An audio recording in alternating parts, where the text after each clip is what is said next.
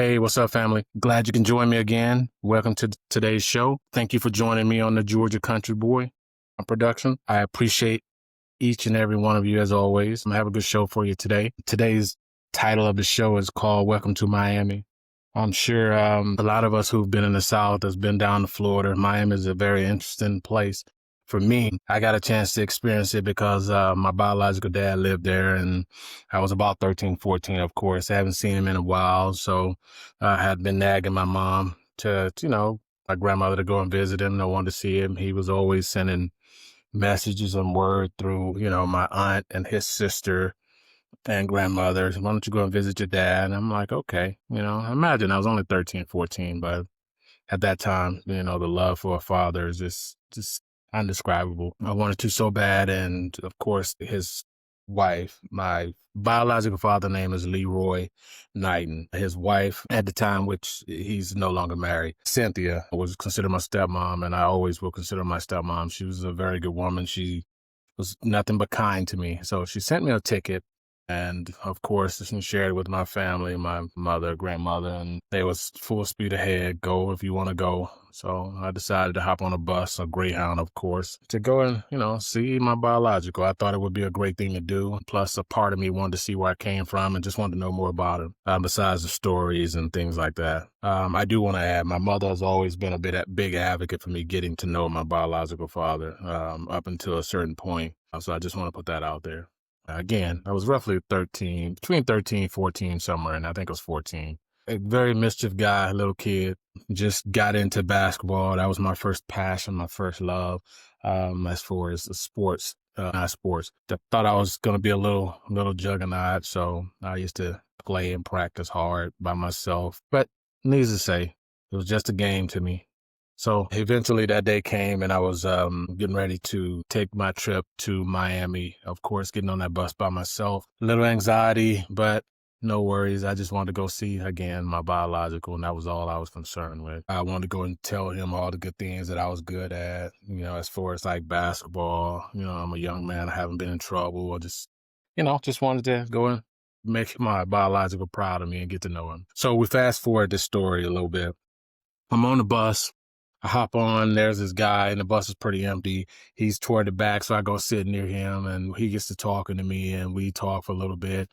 And he's a little older. I think, again, I'm like 14. He's like, I want to say like 16, 17. And he's like, man, I hope some girls are going to get on the bus. I'm looking at him trying to play it off like, yeah, I hope so too. Whatever. Needless to say, it's, two girls get on the bus, and he's like, before they hop on the bus, we're sitting kind of like next to each other, like front and back. He jumps to the side somehow, and I guess some other people came on to make it so where the girls would have to split up or basically they would have to split up because there was no room for them to just sit together. So one sat with him and the other sat with me, and they both were pretty nice looking girls. Around our same age, maybe a little bit older than me at least. I still remember her name. Jazz is her name.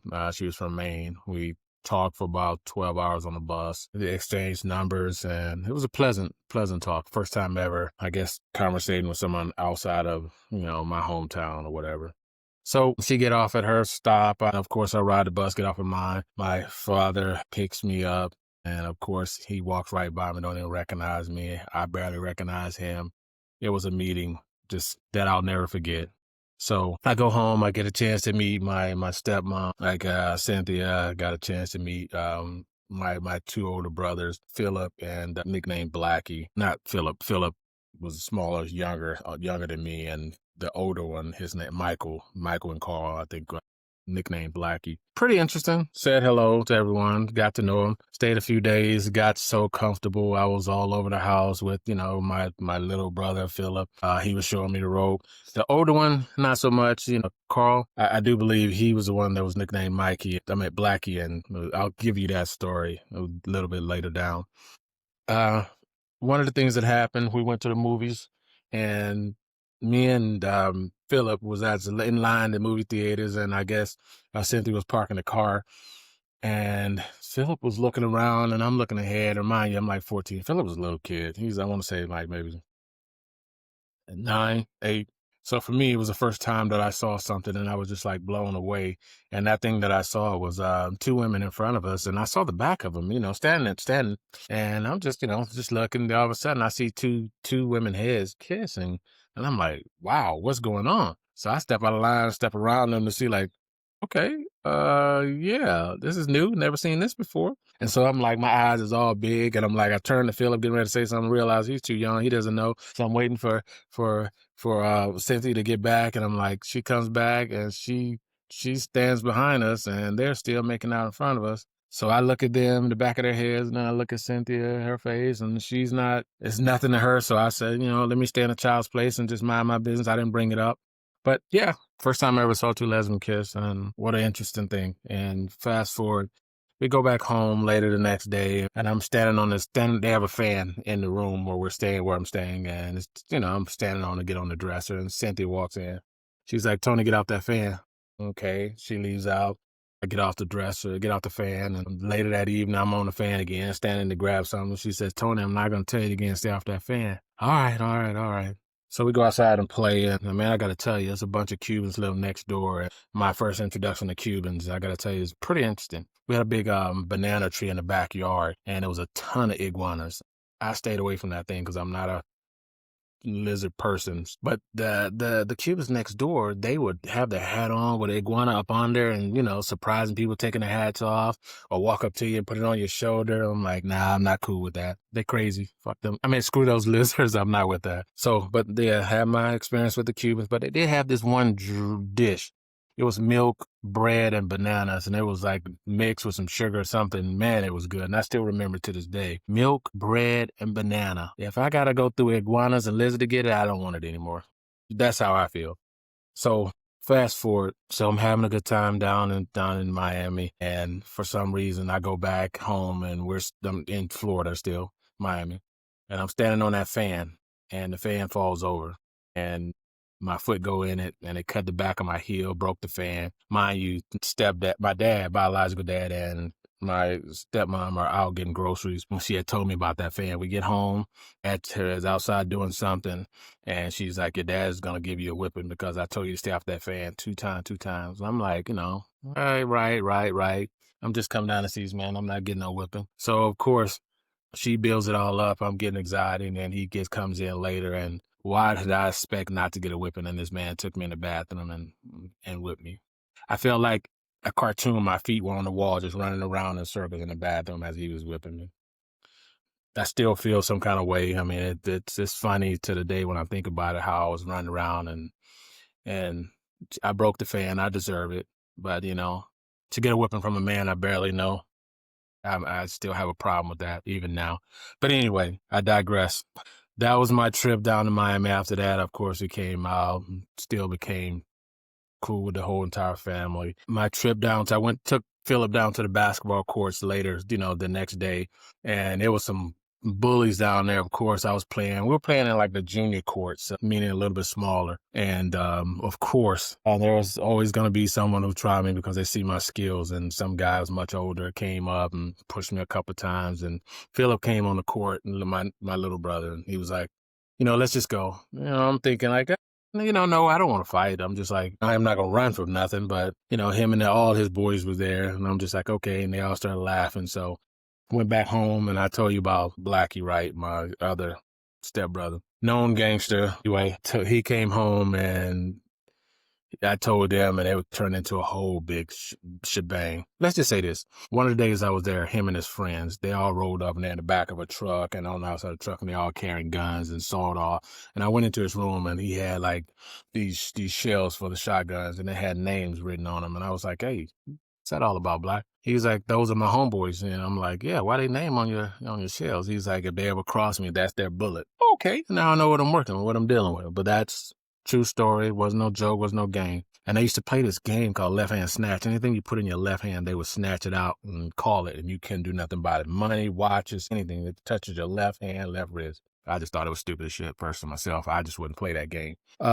Told him about it. He was like, "Yo, let's go." I was like, "I don't want to go. Y'all go ahead." Him and his boys came over, and I saw the guns, and they was getting in the truck and getting ready to go down to the crowd. I want to. He's like, "No, you're going." So we went down to the courts. We all walk up and these guys are still out there playing, and Black is like, point him out. I'm like, over there. He's like, no, go over and point him out. So I walk over to the court. I'm like, big guy standing on the court. He's looking at me, finally still laughing. I was just playing, just like a little kid. Black and his boys came on the court. They thumped this dude really quick, pulled out all their stuff, told everybody in the court got a problem with me. You see this kid, you're going to have some real issues. I was shooketh, as they would say, really, because I first time seeing his guns out in public, and these cats was like, I'm sorry, and they knew who Black he was, and I was just like, okay. All right, well, needless to say, he said, come on, let's play ball. And I'm like, nah, no thank you. I'm going to take Phillips home. He got to use the restroom, so I took Phillips home to the bathroom, and I didn't come back. But I didn't go back down there. That was Blackie and his turf. I didn't want to get caught in the middle of that, but he seems like he can handle everything. That was my trip, man, down there. I got to tell you, between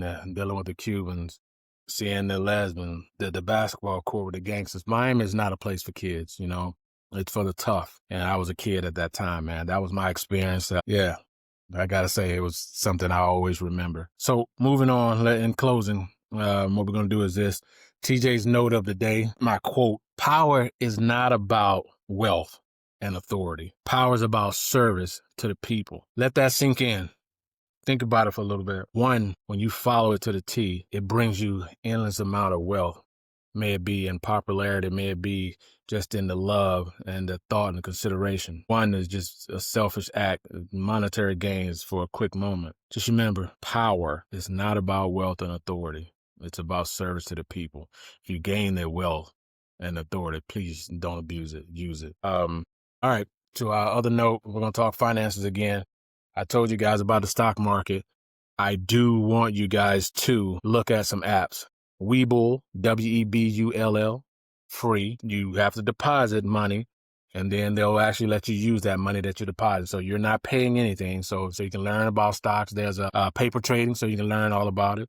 There's tutorials in there. There's another app called Robinhood, Robinhood. Same thing, free, no brokerage charge. Same thing. You load your money, or basically your account, and put whatever money you want. It holds it for about a week, and then after that, it's free, and you can start to invest in TD Ameritrade. That's another good one. But those are three good apps, and I'm telling you that are free brokers that you should definitely look at.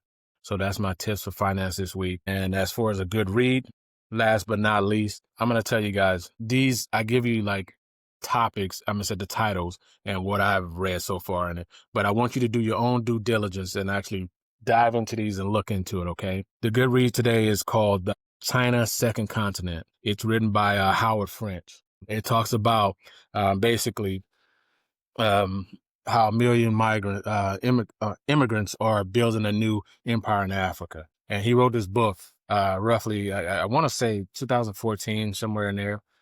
And I'll just read you a few things, just a couple of sentences. And again, due diligence. China's interest in Africa is not a new phenomenon. In 1963, they were doing multiple visits there, exploring the land. That was way back when. China has much more obvious interest in African natural resources, whereas in some African countries, Chinese interest is in oil, floration rights, and minerals, such as iron and ore and bauxite. China's export-import banks extended $62.7 billion in loans in African countries between 2001 and 2010, $0.5 billion more than the banks, the world banks. So I say that to tell you this. If they're putting their money there, there has to be something there. It's about the resources. It's about them overpopulating their land. They're looking for something. They're after something. And I'm not saying that's a bad thing, but just keep that in mind. Chinese immigrants into sub-Saharan Africa. That doesn't pique your interest? Most of them came over, from all walks of life. And I got to tell you, it was like farmers, entrepreneurs, doctors, teachers, smugglers, even prostitutes. So everything got in. Just remember that. This author, he talked about his times going around visiting, and he said that most of the Chinese people that he spoke with and came in contact with, they were just glad to be in a country that's less corrupt than their own. I say that to tell you guys to just look at it. When you go to Africa, if you're surprised by how many Chinese or Asians you see, that is the reason. There's so much more going on. And I have my opinion on it, and that's for another conversation. But please take a look at it. That's a good read. I hope you guys enjoyed the show. Again, we're moving around. I'm at the park today in beautiful weather. I'm getting ready to head back home to log back on and do a little work. But as always, guys, I enjoy giving you guys this content. I have more things coming. I know we're not laughing as hard as we did before, but rest assured those stories are coming. Until we see each other and hear each other again, peace.